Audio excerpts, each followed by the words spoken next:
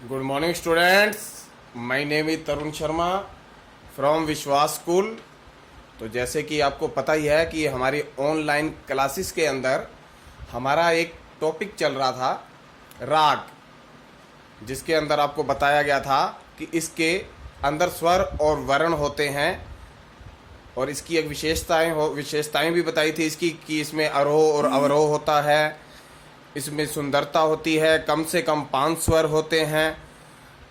और राग की जातियां भी बताई गई थी कि राग की 3 जातियां होती हैं, ओडव, शाडव और संपूर्ण। ओडव का मतलब होता है 5 स्वर, शाडव मतलब होता है 6 स्वर और संपूर्ण मतलब 7 स्वर। तो आज हम राग के अंदर ही आपके पाठ्यक्रम में कुछ राग हैं, तो उन राग में से एक राग है भैरव। तो आज हम भैरव राग का परिचय कर रहे हैं। तो भैरव राग का परिचय करने से पहले हमें ये जो इस साइड लिखे गए हैं थाट, वादी, संवादी, इनके बारे में पता होना चाहिए कि ये क्या है। सबसे ऊपर है थाट। थाट क्या होता है? थाट होता है जो रागों को जन्म देते हैं। जो रागों को जन्म देते हैं वो थाट कहलाते हैं। जैसे पंडित विष्णु नारायण भातखंडे थे, तो उन्होंने 10 थाटों का निर्माण किया। जितने भी राग हैं वो इन 10 थाटों में से ही उत्पन्न होते हैं। उसके बाद है वादी। वादी राग के अंदर एक विशेषता बताई गई थी कि इसके अंदर वादी और संवादी स्वर अवश्य रहते हैं। वादी स्वर होता है जो स्वर राग में सबसे ज़्यादा प्रयोग किया जाता है, उसे वादी स्वर कहा जाता है। उसके बाद है संवादी। संवादी स्वर होता है जो स्वर वादी की अपेक्षा कम यूज होता है राग के अंदर, उसे संवादी स्वर कहा जाता है। उसके बाद नेक्स्ट पॉइंट है इसमें स्वर।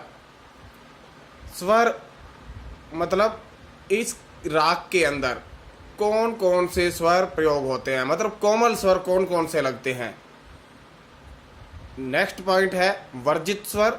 वर्जित स्वर का मीनिंग होता है ऐसा कौन सा स्वर है, जैसे आपको बताएंगे कि 7 स्वर लगते हैं राग के अंदर अधिक से अधिक और कम से कम 5 स्वर। तो ऐसा कौन सा स्वर है जो इस राग के अंदर नहीं लगता, तो उस स्वर को बोलते हैं वर्जित स्वर, जो स्वर राग के अंदर नहीं लगता।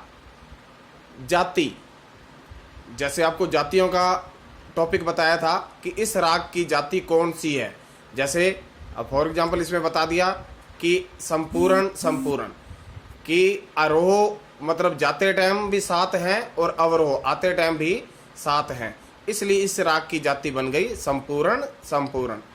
समय, अब प्रत्येक राग को गाने का एक समय है, क्योंकि एक पंडित विष्णु नारायण जो भातखंडे हुए थे, उन्होंने दिन के जो 24 घंटे थे उसको 2 भागों में बांट दिया। मतलब दिन के 12 घंटे हुए और रात के भी 12 घंटे हो गए। तो उन्होंने क्या किया कि जो दिन के 12 घंटे थे इसके भी 4 पहर बना दिए, 3-3 घंटे के 4 पहर बन गए। मतलब दिन का प्रथम पहर, दिन का दूसरा पहर, तीसरा पहर और चौथा पहर। तो ऐसे ही दिन के भी 4 पहर बन गए और ऐसे ही रात के भी उन्होंने 4 पहर बना दिए कि रात्रि का पहला पहर, रात्रि का दूसरा पहर, रात्रि का तीसरा पहर और रात्रि का चौथा पहर। उसके बाद अगला पॉइंट है समप्रकृतिक राग। समप्रकृतिक राग का मीनिंग क्या होता है? मिलता जुलता राग, मतलब राग भैरव से मिलता जुलता राग। जैसे कि इस राग के आरोह के कुछ वो हैं जो भी मतलब उसके स्वर हैं राग भैरव के, अगर हम उसमें से कोई एक आधा स्वर, कोई भी कई भी राग होते हैं जिनमें एक आधा स्वर अगर हम चेंज कर देते हैं तो वो राग चेंज हो जाता है। अगर हम स्वर बदलेंगे मतलब उसमें से हटाएंगे या ऐड कर देंगे तो राग चेंज हो जाता है, इसलिए संप्रकृतिक राग। इस राग से मिलता जुलता राग है रामकली। आरोह, आरोह मतलब इस राग के अंदर कौन कौन से स्वर लगते हैं। आरोह मतलब जाते टाइम सा, रे कोमल, फिर गा, मा, पा, धा कोमल, क्योंकि कोमल की निशानी आपको बताई थी नीचे अंडरलाइन डल जाता है, तो जिसके नीचे अंडरलाइन है मतलब वो कोमल स्वर है। नी और फिर सा, मतलब इस राग के अंदर रे और धा स्वर कोमल लगते हैं और बाकी सभी शुद्ध लगते हैं। उसके बाद है अवरोह। अवरोह में इसका उल्टा हो जाएगा, सा, नी, फिर धा कोमल है, पा, मा, गा, रे कोमल और फिर सा। उसके बाद अंतिम पॉइंट है पकड़। पकड़ क्या होती है? जो राग के स्वरूप को स्पष्ट करती है, मतलब जिसको मतलब गाने से राग का स्वरूप स्पष्ट हो जाता है उसे बोलते हैं पकड़। जैसे राग भैरव की पकड़ है गा, मा, धा, पा, गा, मा, रे, सा।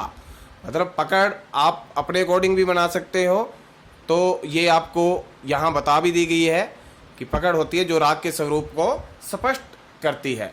अगर आपको राग की नॉलेज है तो आप पकड़ अपने अकॉर्डिंग भी बना सकते हो। हम इसका देखते हैं। थाट आपको बताया कि जो रागों को जन्म देते हैं वो थाट कहलाते हैं। तो राग भैरव का जो थाट है वो है भैरव, क्योंकि भैरव एक थाट का नाम भी है, तो उस भैरव थाट से भैरव राग की उत्पत्ति हुई है। उसके बाद है वादी। वादी स्वर जो इस राग में सबसे ज़्यादा यूज होता है वो है धा। फिर है संवादी स्वर, धा कोमल। वादी जो है धा कोमल है। संवादी स्वर जो है, जो वादी स्वर की अपेक्षा कम यूज होता है। राग भैरव के अंदर जो वादी स्वर की अपेक्षा कम यूज होता है जो स्वर, वो संवादी स्वर है रे कोमल, क्योंकि अंडरलाइन आ गया, तो जिसके नीचे अंडरलाइन आ जाता है जिस स्वर के नीचे, वो कोमल माना जाता है। मतलब कोमल की निशानी है, उसके नीचे अंडरलाइन डाल दो। उसके बाद नेक्स्ट पॉइंट है स्वर। मतलब इस राग के अंदर कोमल स्वर कौन कौन से लग रहे हैं। जैसे कि आपने आरोह में देखा था रे और धा कोमल लग रहे हैं, तो आप यहाँ लिख दोगे रे और धा कोमल।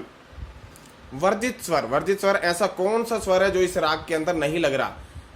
इस राग के अंदर 1 2 3 4 5 6 और ये 7 सभी स्वर लग रहे हैं, तो वर्जित स्वर तो कोई है ही नहीं। मतलब सभी स्वर, तो वर्जित स्वर कोई नहीं। उसके बाद है जाति। इस राग की जाति कौन सी है? संपूर्ण संपूर्ण। संपूर्ण संपूर्ण मतलब आरोह में भी 7 स्वर हैं और अवरोह में भी 7 स्वर हैं, तो इस राग की जाति है संपूर्ण संपूर्ण। समय, जैसे आपको बताया कि पंडित विष्णु नारायण भातखंडे ने बताया था, उन्होंने समय दिन के मतलब जो 24 घंटे होते हैं उसको 2 भागों में डिवाइड कर दिया। सारे दिन के 12 घंटे दिन के और 12 घंटे रात के। तो उसमें क्या किया गया कि जो दिन के 12 घंटे थे उसके भी 4 पहर बना दिए थे। जैसे दिन का पहला पहर, दिन का 3-3 घंटे के 4 पहर बनाए उन्होंने।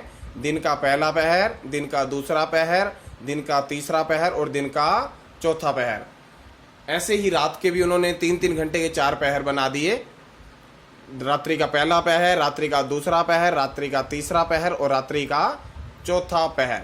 तो जो राग भैरव है, इस राग को गाने का समय है सुबह, मतलब दिन का प्रथम पहर। समप्रकृतिक राग। समप्रकृतिक राग का मीनिंग जैसे अभी बताया था, मिलता जुलता राग। मतलब इस राग से मिलता जुलता राग कौन सा है? रामकली। आरोह। आरोह मतलब सीधे क्रम में। आरोह में कौन कौन से स्वर लग रहे हैं? सा, रे कोमल, गा, मा, पा, धा कोमल, नी और फिर सा। अवरोह। अवरोह के अंदर इसके अंदर लग रहे हैं, इसका उल्टा हो जाएगा, सा, नी, धा कोमल, पा, मा, गा, रे कोमल और फिर सा। और अंतिम में है पकड़। पकड़ क्या होती है? जो राग के स्वरूप को स्पष्ट करती है। जैसे गा, मा, धा कोमल, पा, गा, मा, रे कोमल और फिर सा। गा, मा, धा, पा, गा, मा, रे और सा। तो ये हमारा एक भैरव राग था हमारे पाठ्यक्रम का। तो इतना ही यहाँ पे हमारा टॉपिक, इसका इंट्रोडक्शन पूरा हो रहा है। तो आज के लिए हम इतना ही टॉपिक करेंगे। थैंक्स।